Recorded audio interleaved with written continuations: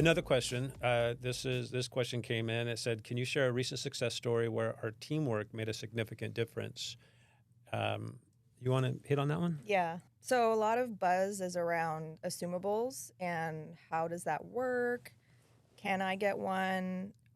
Does it actually work? A lot of, I would say, rumors spread around, oh, they take too long, and it's just everyone's kind of scared of them. With us, we're very unique because the servicer really just maintains the loan with a new buyer. They qualify them, though, once they get their file. So what has to happen is the real estate agent, I'm showing a house and I find an assumable and they have the down and let's say everything works, but I don't know if they actually qualify until they get there and it's, the offer is accepted and who knows what can happen. Obviously, I think, it'd probably blow up if you haven't had a mortgage broker involved. That's the missing link and that's why it doesn't work.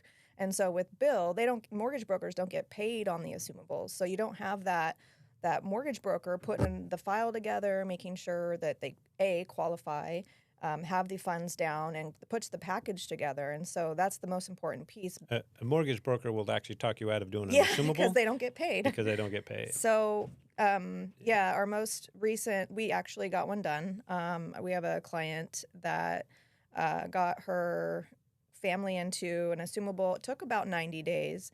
But, Bill was able to qualify her up front. We had done another one on purchase on her as well before that. But she was, everything was golden. So we knew it would close. It was just a matter of when. It was a 2.363 mortgage. And it was one of my past clients that we helped. He was going to sell his property and how we packaged it. But for one, an assumable loan is an FHA or a VA or a USDA existing loan.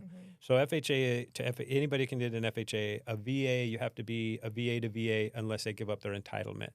And so any FHA loan back in, before about 2021, 2022, all the way down to 2.5% to 3.5% rate.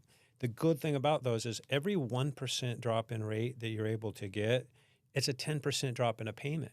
So in this case, with a 2.363 rate, when she's looking at a 7.363 at that point, we're talking 4% or 5% drop. That's a 50% drop in a payment that what she's having for this house. That's amazing. So now there was, and like Kelyn was saying, it's just an assumable is put together bank statements, pay stubs, W-2s, tax returns on your own, send it to them.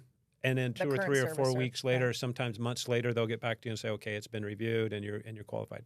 Or you're missing a lot and then it drags it out. Yeah, or maybe it was submitted with they had some overtime and nobody knew the difference of what 24-month average was and no one really put their eyes on it because no loan officer is getting paid. Now everything's expired, send everything again. and it could be like, okay, we're sorry, but it's declined because you don't make enough income. Yep. And that's when all of a sudden people are like, oh my gosh, never do an assumable. Yeah. So that together in unison, I mean, I don't get paid, but it's household income. Yeah. So, and what I tell my clients is I'll put together a complete package for you. We have a stacking order, bank statements, pay stubs, W-2s. I'm going to put it into a Dropbox for you.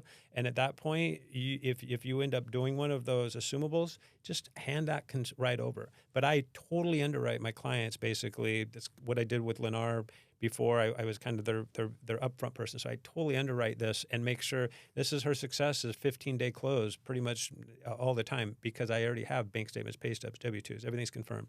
We might need an appraisal and a clean title, and we're closed in 11 to 15 days, actually. And that's exactly, this person she's phenomenal. She's telling people, I got 2 or 3 other people, hey, I want one of those 2.363 rates. Like, can you do this for my brother now? Yeah. So, and it's ideal. The ideal person for there, it's a move up buyer that has some equity. So, some areas, there's maybe some areas you have a 2-bedroom, 1 bath, you bought it for $250, it's worth $400, you got $150,000 of equity.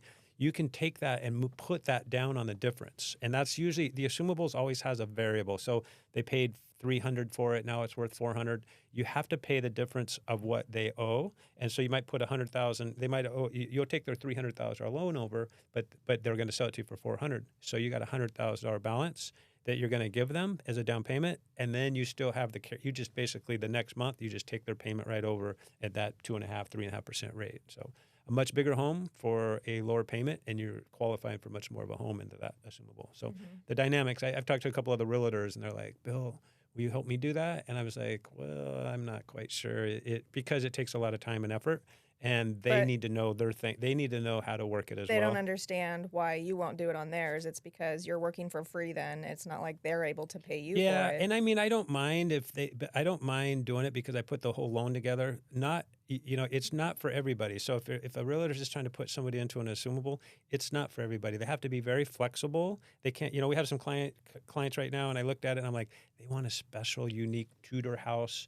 There's no reason to even take them down the road and assume that we're going to find that needle in a haystack when they want this specific kind of a home or this specific neighborhood. Yeah. But if a person says, man, I got a 2-bedroom, 1-bath in this certain area, and I'd love to just get a 3-bedroom, but I just can't go from my 2.5% rate to a 7% rate, and my payment doubles. I said, well, if you take your equity and just move it into another assumable, if you're not that picky, there's 12, 15 different assumables that we can buy out here in Clark County right now. What's great is that we can take a person that's, got those golden handcuffs right now, doesn't want to move or sell because of their low rate, and then find them an assumable. And then if someone wants to buy on an assumable, they can too. But I mean, it's just like, it's so... Selling that last one on an assumable, the benefit of it was you don't need an appraisal when you buy an assumable.